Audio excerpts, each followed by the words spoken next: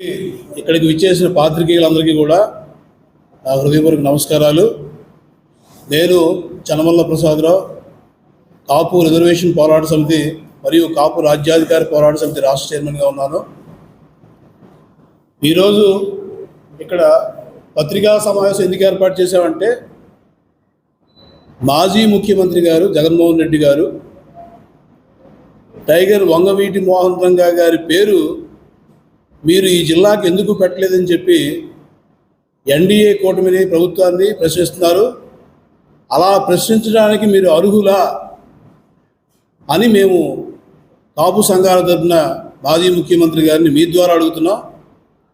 గతంలో మీరు ముఖ్యమంత్రిగా ఉన్నప్పుడు ఈ రాష్ట్రంలో ఉన్నటువంటి లక్షలాది మంది వంగవీటి మోహన్ రంగా గారి అభిమానులు మిమ్మల్ని ఈ జిల్లాగా ఆయన పేరు పెట్టమంటే మీరు ఎందుకు పేరు పెట్టలేదని చెప్పి ఈ సందర్భంగా మేము ప్రశ్నిస్తున్నాం.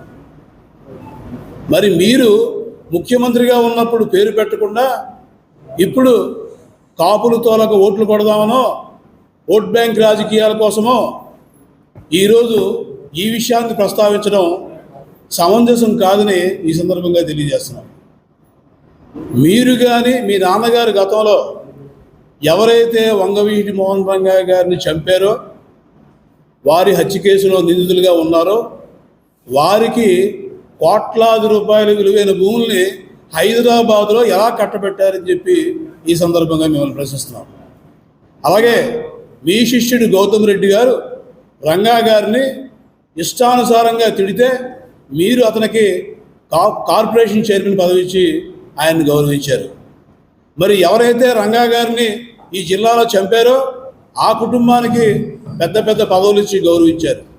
అలాంటి మీరు ఇవాళ ఓట్ బ్యాంక్ రాజకీయాల కోసం మరి రంగా గారిని వాడుకోవడం అన్నది సమంజసం కాదని మీకు ఈ సందర్భంగా తెలియజేస్తున్నాం. మరీ ముఖ్యంగా